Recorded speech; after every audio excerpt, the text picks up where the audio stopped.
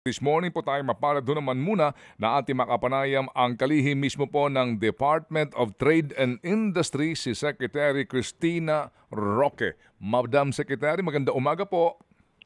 Yes, magandang umaga, Ted. Thank you for having me. Apo, salamat din sa panahon.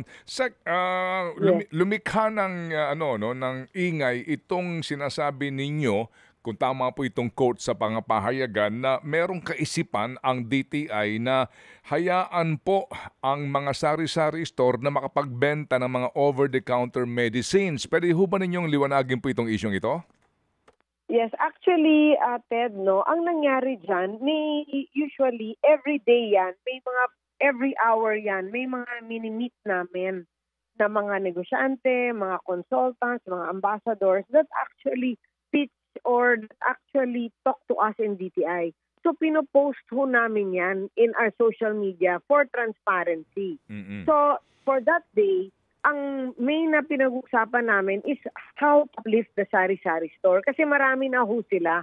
Parang there are over 1.5 million already sari-sari store. At naapektuhan na po sila ng mga, alam mo yung mga parang convenience store that are really opening left and right na napakababa yung presyo. So ang main goal ngayon ng DTI is to find a way na makapag-compete itong sari-sari store. But we have to think of something that's not available in this new convenience store na pumapatay sa sari-sari store.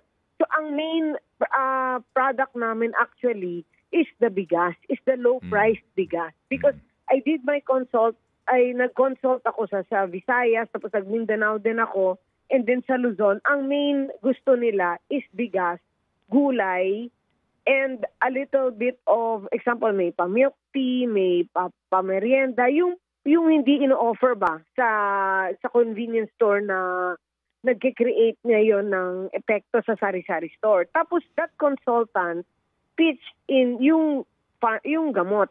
But that was not part of the plan po. Yun lang ang, of course, sa dami ng pinipitch, dami ng suggestion, yun ang na-pick up po nila. Kasi we really actually entertain different suggestions from stakeholders.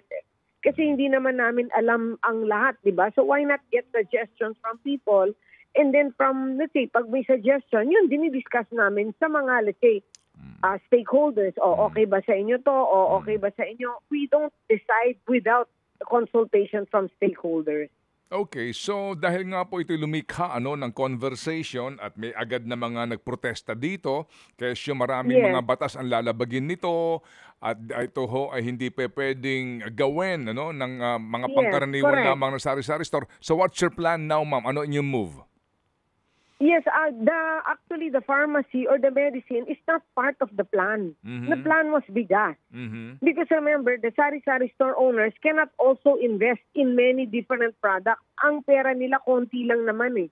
So ang main plan talaga ng DTI was to come up with a bigas, which I met with Kiko on Monday, with Check Kiko Monday.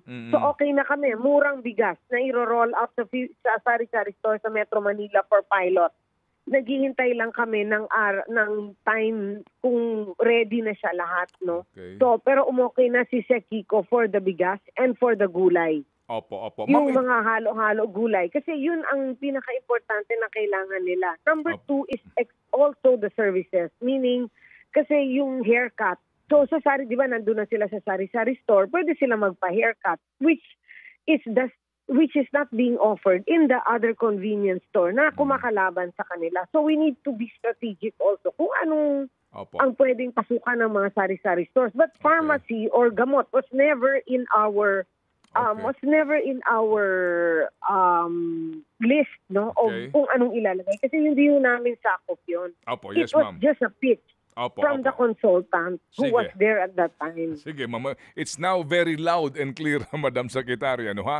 Itong isyong ito na kasi nga po maraming kaakibat na mga komplikasyon. Pero balikan ko lang itong programa ninyo. Tama naman kasi po itong mga sari-sari store na kabuhayan ng maraming pamilyang Pilipino, nawawala na ho ng parokyano kasi merong sumusulpot na mga mini grocery sa tabi nila. Yes. Opo, okay. Sige. So, ma'am, itong bigas muna.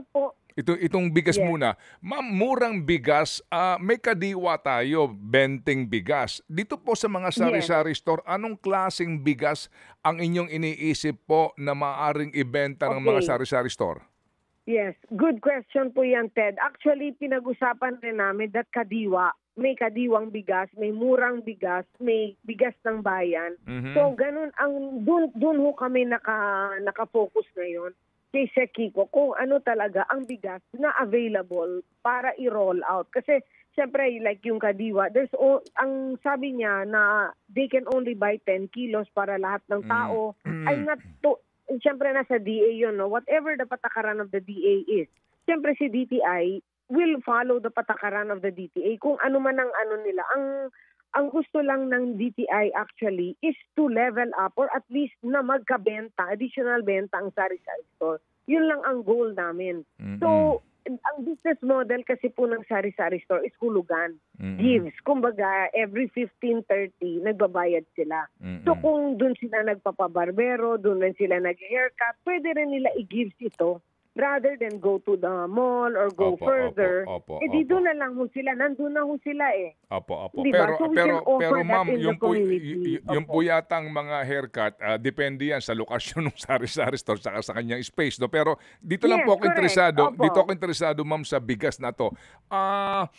Yung bang mechanics nito, nabuo na pag-uusapan pa? Kasi ang komplikasyon naman dyan, yung ibabagsak na bigas doon sa sari-sari store, kung saan manggagaling. Kasi NFA ngayon, hindi pa pwede magbenta. And kung sakasakaling murang bigas, you have to subsidize it na naman. Ano po? Kasi iba ang presyuhan talaga ngayon sa merkado ng commercial rice. So, meron na ba kayong ideya? Ito ba'y kaisipan pa lamang o meron na po kayo talagang plano? I mean, detalyado plano? Yes. Yes, good question, Ted. It's just we just brought it to the table kasi yan ho ang based on our consultation with the association ng mga sari-sari store. Yun ang gusto ho nila. Okay. So it's just a discussion pa lang. So there's nothing final po.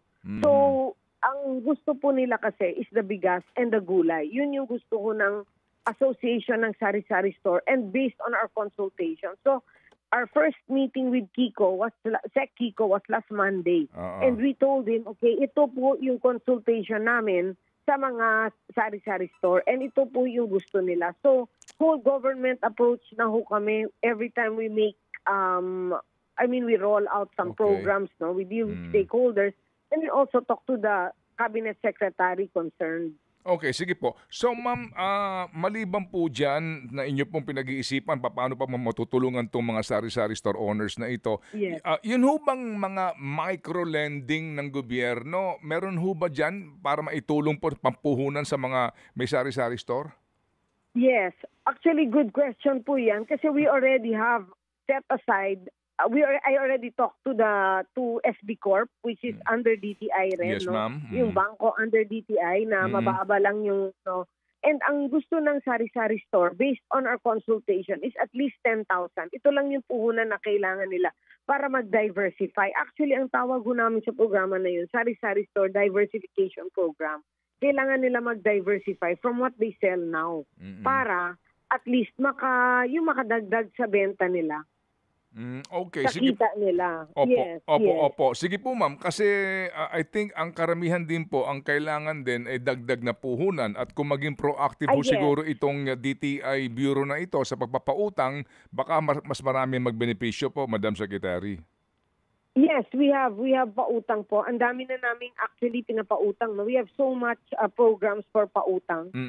So, yun ang isa yun yung sa sari-sari store diversification fund. Yes. Okay. Sige po. Ma'am, ito na lang po. Yung kasing ilang mga sari-sari store owners na aming nakakausap o yung gusto magbukas, isa po sa mga problema nila yung LGU doon sa permits na para kasi yung ibang sari-sari store para ka nagbubukas na ng grocery ang mga permits mong hinihingi ng LGU. Meron ba kayong kaisipan doon kung paano po at least ma-streamline lang po yung mga permits na kukunin po ng sari-sari store owner na hindi po naman ganun kalaki binabayaran po ng mga fees, including po yung iba nga po hinihingian pa sila ng Bureau of Fire Protection, ng mga clearance.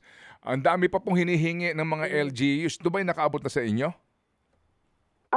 Actually, meron kasi kaming what we call negosyo centers, no, in all the regions, Region 1 hanggang Region 18, na pwede nilang lapitan para magpatulong sa mga permits, para magpatulong sa mga or sa assistance, no. But I will also inform Secretary Remulla about this, no, John Vic, about this one, para at least ma-assist rin ang mga sari-sari stores. But the sari-sari stores can go to the regional offices or to the negosyo centers that are, yung negosyo centers, we have 1,300 negosyo centers all over the Philippines where they can go to ask for assistance kung anong pwede gawin, kung pwede assist sila. And meron din kaming regional offices from Region 1 to Region 18 para pwede silang pumunta rin doon para humingi ng assistance. Sige ma'am, we will guide them. Ano po, ito pong inyong binabanggit. Yes, Ma'am, ito rin lang po, on a medyo broader spectrum, kayo po ay nakipag-meeting dito po sa inyong counterpart sa US Trade Department tungkol po dito sa sinasabing taripang ipapataw ng US government po sa Pilipinas. Meron ba kayong balita kung ano po so far po ang klaro na sa napag-usapan ninyo? Wala pa pong no. Actually, many were asking if there was a letter sent to us. So far, wala pa po tayong letter. But we are just awaiting for the next step.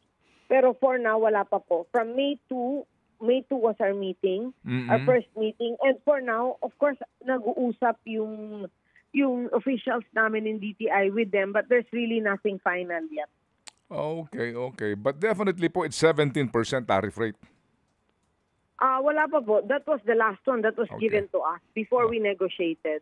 Okay, sige ma'am. So keep us posted, Yes. ma'am. At salamat sa Yes, panahon we po, will. Secretary, ha? Yes. Opo. Yeah, salamat. Salamat, Ted. Salamat. Opo, salamat Thank you. at mabuhay. Thank you. Si Trade Secretary Cristina Roque sa ilang pong mga isyong pambayan.